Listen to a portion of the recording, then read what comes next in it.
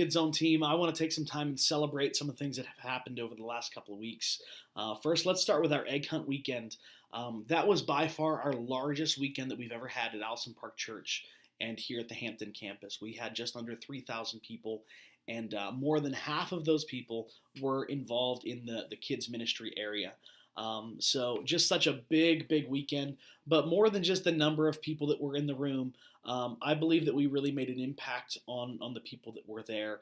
I talked to several parents that night, and in the craziness, specifically the 4 o'clock service for anyone that was there, it was insane. We had 465 people piled in the gym, and I was talking to people, and just a couple of stories. There's one lady standing in the back, and she was always standing in front of my service schedule. So I politely asked her to step aside so I could see things. And we chatted for a little bit, and she said, "It's amazing what you guys have going on here. I'm definitely coming back.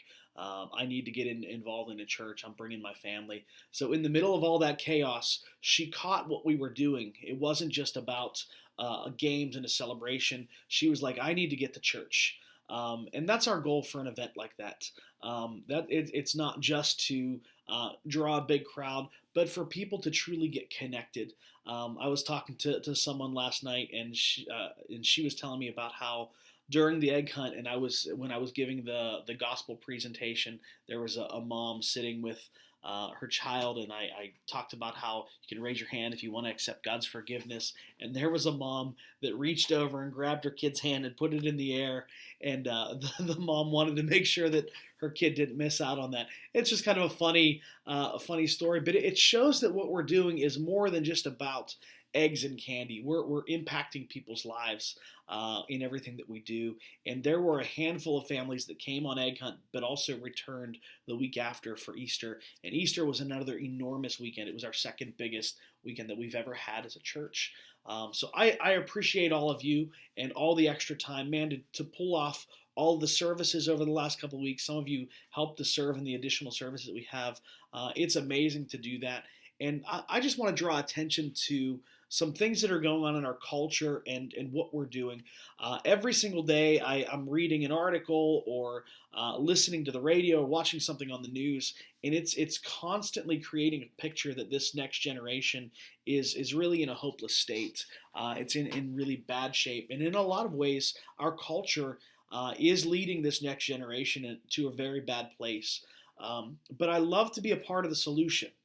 We can always just stand back and look and say, man, everything's going to a really dark place and the next generation is making poor choices.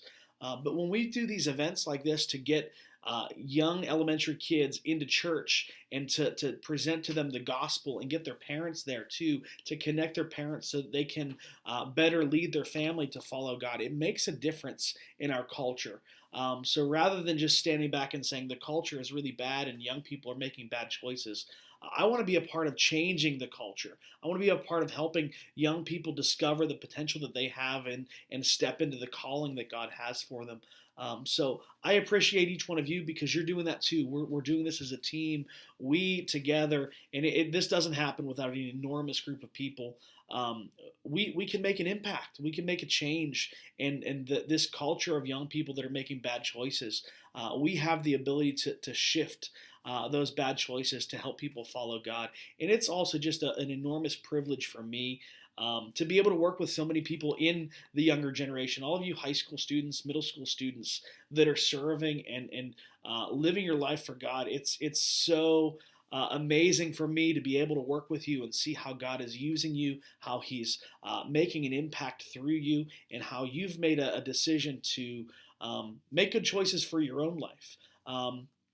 When I read the news, it makes me feel like the next generation is on a really bad track. But when I watch each of you every weekend, it gives me so much hope to know that each one of you is just making good choices to follow God. And a lot of times the world and the media creates this picture of the next generation that's hopeless. But every week I get to see each one of you making these positive choices and serving God, living for God, and being able to work with you is such a great privilege and opportunity.